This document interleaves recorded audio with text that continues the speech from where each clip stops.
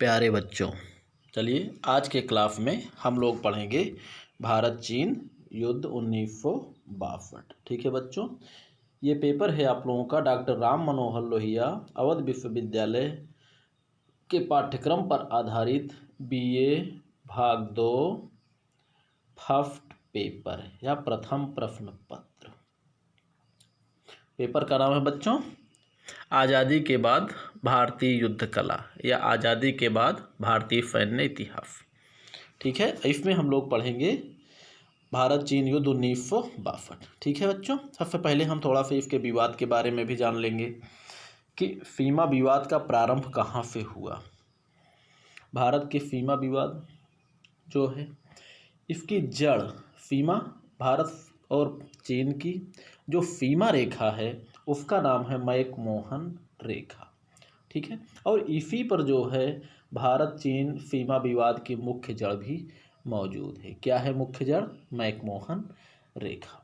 ये बच्चों प्रश्न आप लोगों से जीके में भी पूछा जाता है कि भारत और चीन के बीच कौन सी सीमा रेखा है। ठीक है, इस रेखा का निर्धारण 1912 में तिब्बत के स्वतंत्र घोषित होने के बाद शिमला समझौते के द्वारा हुआ था। शिमला समझौता 1912 में हुआ था। कब हुआ था, कैसे हुआ था, इसके बारे में हम लोग आगे जानेंगे। यह समझौता 1912 से प्रारंभ होकर 1914 में समाप्त हुआ। ठीक, और इस समझौते के प्रारूप पर अंतिम विकल्प, चूँकि उसमें भारत पर ब्रिटिश हुकूमत थी, भारत जो है ब्रिटेन का उपनिवेश था, इसलिए उस समझौते में भारत की तरफ से ब्रिटिश प्रतिनिधि और तिब्बत के प्रतिनिधि और चीन के प्रतिनिधि, इन तीनों ने मुलाकात की इस समझौते को करने के लिए। कहाँ पर? शिमला में। ठीक, शिमला में। और इस समझौते का जब प्रारूप तैयार हो गया तो उस पर तिब्बत और भारत के प्रतिनिधियों ने तो हस्ताक्षर कर दिया, परंतु चीन ने हस्ताक्षर करने से इनकार कर दिया। ठीक है बच्चों, इस प्रारूप को किसने बनाया था? ब्रिटिश विदेश सचिव सर हेनरी मैकमोहन। बच्चों ये मैकमोहन कहीं लिखा मिलेगा, किसी किताब में आपको लिखा मिलेगा मैक महोन। ठीक है, इसमें आप डिस्टर्ब मत होइएगा, चाहे आप मैकमोहन लिखेंगे चाहे मैकमोहन लिखेंगे, दोनों ही स्थितियों में आपका प्रश्न सही है। ठीक है, चलिए आपका जो है वाक्य इनका नाम गलत नहीं है। तो इस प्रारूप को ब्रिटिश विदेश सचिव सर हेनरी मैकमोहन ने तैयार की थी, इसीलिए इसे इतिहास में मैकमोहन रेखा के नाम से जाना जाता है। ठीक है, इतिहास प्रसिद्ध मैकमोहन रेखा वही है जो इस समय भारत और चीन के विवाद की मुख्य जड़ है।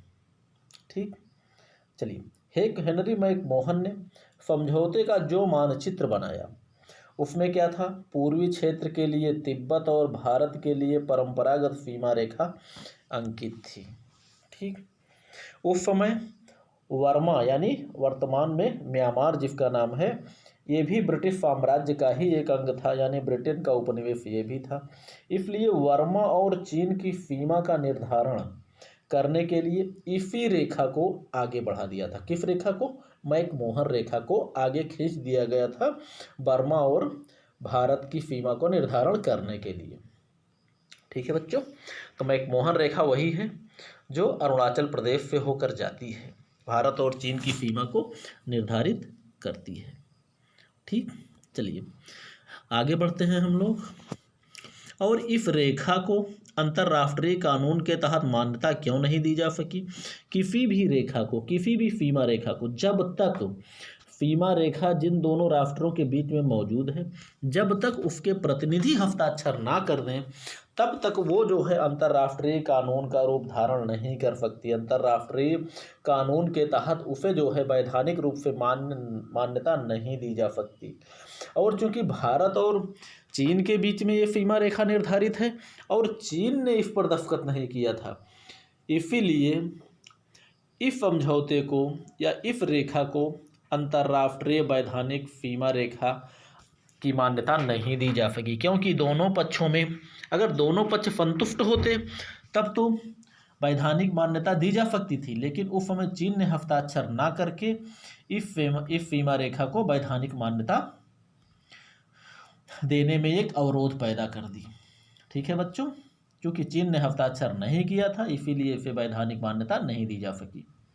और भारत चीन की संपूर्ण सीमा मुख्यतः 4 भागों में विभाजित है। अब देखते हैं कौन कौन से प्रमुख भाग हैं। पूर्वी क्षेत्र ये अरुणाचल प्रदेश है। पश्चिमी क्षेत्र लद्दाख का क्षेत्र है, जिसके काफ़ी भाग पर आज जो है चीन ने कब्जा कर रखा है। मध्य क्षेत्र ये फिपकी दर्रा से लिपुलेख दर्रा तक है बच्चों, और इधर सिक्किम क्षेत्र जो है, ये 4 सीमाओं में भारत और चीन की सीमा रेखा बटी हुई है।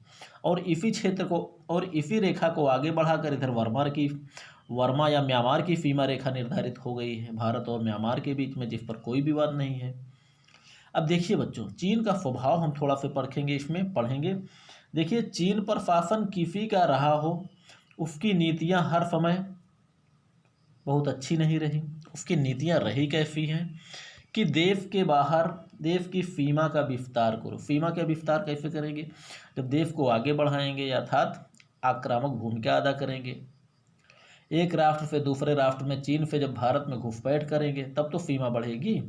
और सीमा पार राज्यों में अराजकता फैलाओ, सीमा पार राष्ट्रों में अराजकता, दंगे फसाद जो भी हो। इसीलिए देखा जाए तो जो माओ की जो क्या बोलते हैं कम्युनिस्ट पार्टियां जो हैं हमारे यहाँ हैं, ठीक है।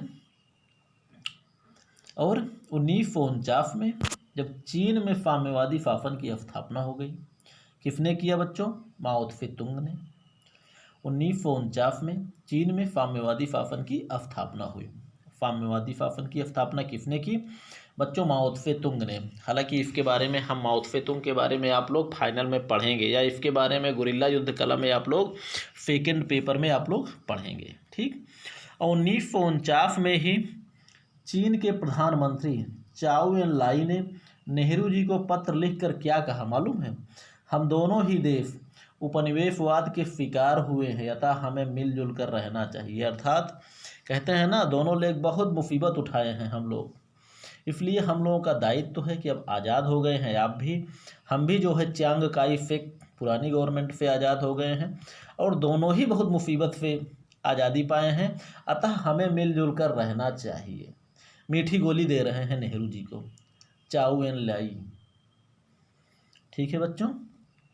और यही 1950 का दौर था, जो कि इसी मीठी गोली में संपूर्ण जो है क्षेत्र, संपूर्ण सीमा हिंदी चीनी भाई भाई के नारे से गूंज उठा, ठीक है।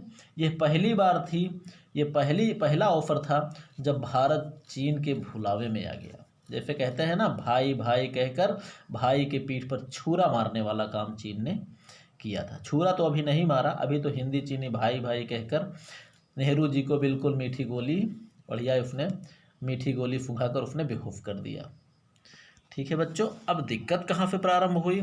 अब देखिए, अक्टूबर 1950 में चीनी सेना ने तिब्बत में प्रवेश कर लिया, ठीक है। चीनी सेना ने तिब्बत में प्रवेश किया। अब देखिए, चीनी सेना ने तिब्बत में प्रवेश किया, और इधर नेहरू जी को जो है हिंदी चीनी भाई भाई का जो है एक लुभावना वर्ड दे दिया, अर्थात हिंदुस्तान को मिलाकर इसने एक प्रकार से तिब्बत पर अधिकार करने की इसकी एक कोशिश थी, जिससे भारत को ये पता ही ना चले कि ये हम पर भी आक्रमण कर सकता है। जब तिब्बत पर आक्रमण कर रहा है तो भारत को सोचने का मौका ही ना, उनको लग रहा था कि तिब्बत को आक्रमण कर रहा है तो क्या हम पर भी आक्रमण करेगा? अरे हमारा तो भाई है, हिंदी चीनी भाई भाई, ठीक है। अक्टूबर 1950 में चीनी सेना ने तिब्बत में प्रवेश किया, अर्थात तिब्बत पर उसने अधिकार किया। और 1950 और 51 में पहली बार चीन के नक्शे में भारत के एक बड़े भूभाग को प्रदर्शित किया गया था। बच्चों देखिए, यही था जो कहते हैं ना कि अगर दूसरा नहीं लड़ रहा है, लड़ाई करना है तो लड़ाई करने का बहाना बना लीजिए। अब इसने देखिए अपने नक्शे में इसने भारत के बड़े भूभाग को इसने दिखाया था कि ये चीनी पार्ट का एक हिस्सा है। अब देखिए, जब भारत ने इस ओर चीन का ध्यान दिलाया तो उसने क्या कहा? ये कोमिंतांग यानी पुरानी सरकार के पुराने नक्शे हैं, पुराने नक्शे हैं और अभी हमें मौका नहीं मिला है, इसलिए जो है हम इसको अभी बाद में हम ठीक कर देंगे इसको। ठीक। अब अप्रैल 1954 में भारत और चीन के बीच पंचशील समझौता हुआ। पंचशील समझौता, इसके बारे में बच्चों हम आगे आपको समझाएं कि पंचशील समझौते में क्या हुआ था। ये बहुत ही इम्पॉर्टेंट है, अक्सर ये पूछा जाता है। और 1954 में तिब्बत को लेकर भारत चीन समझौते में सीमा विवाद का कोई प्रश्न ही नहीं था। यानी 1954 तक तिब्बत को लेकर भारत चीन समझौते में कोई सीमा विवाद नहीं था ही नहीं। और जुलाई 1954 में चीन ने सीमा विवाद को उठाने के साथ ही भारतीय सीमा के विभिन्न प्रदेशों में अपने सैनिक दस्ते भी भेजने प्रारंभ कर दिए। यानी सीमा का अतिक्रमण करके घुसपैठ होनी प्रारंभ हो गई। 1960 में चाउ एन लाई भारत आए, लेकिन कोई हल नहीं हो सका। जब हल करने का मूड इनका हो तब ना, इनकी निगाह तो बस वहाँ लगी थी कि भारतीय सीमा पार अराजकता फैलाओ, चीनी सीमा का विस्तार करो। तो विस्तार तो तभी करेंगे जब भारत की भूमि पर कब्जा करेंगे तब ना। इसलिए कोई हल निकलने का कोई बच्चों प्रश्न ही नहीं उठता। ठीक है। और भारतीय सीमा का अतिक्रमण लगातार रात दिन करते रहे, घुसपैठ करते रहे। ठीक। अब देखिए सैन्य कार्रवाई। 20 अक्टूबर 1962 को चीन द्वारा भारत के उत्तरी पूर्वी सीमांत प्रदेश नेफा पर अपना अधिकार घोषित करते हुए अचानक आक्रमण किया। 20 अक्टूबर 1962 को। बच्चों अक्टूबर का ही महीना ज़्यादा अच्छा होता है क्या? चीन ने भारत के उत्तरी पूर्वी सीमांत प्रदेश कहाँ पर आक्रमण किया? नेफा उधर ही है, उत्तरी पूर्वी सीमा पर अपना अधिकार घोषित किया और अचानक आक्रमण किया। और इस हमले में उत्तरी पूर्वी सीमांत प्रदेश के खिंजमान और धौला चौकी के बीच की कई चौकियों पर चीन ने अपना अधिकार कर लिया। और इसी आक्रमण में उत्तर पश्चिम सीमा के लद्दाख क्षेत्र, बच्चों ये प्रमुख क्षेत्र है जहाँ पर चीन ने अभी भी काफ़ी कब्जा जमा के रखा है लद्दाख क्षेत्र पर। और यहाँ पर उसने क्या किया? यहाँ की 2 चौकियों पर अपना अधिकार किया। 23 अक्टूबर को नेहरू जी ने मंत्रिपरिषद की सलाह से अमेरिका और ब्रिटेन से सहायता मांगी। और 25 अक्टूबर को क्या हुआ? चीनी सेना ने पूर्वी क्षेत्र तुआंग पर अधिकार कर लिया। पूर्वी क्षेत्र पर ये बच्चों एक प्रकार से युद्ध का घटनाक्रम है। ठीक है। और 8 नवंबर को क्या हुआ?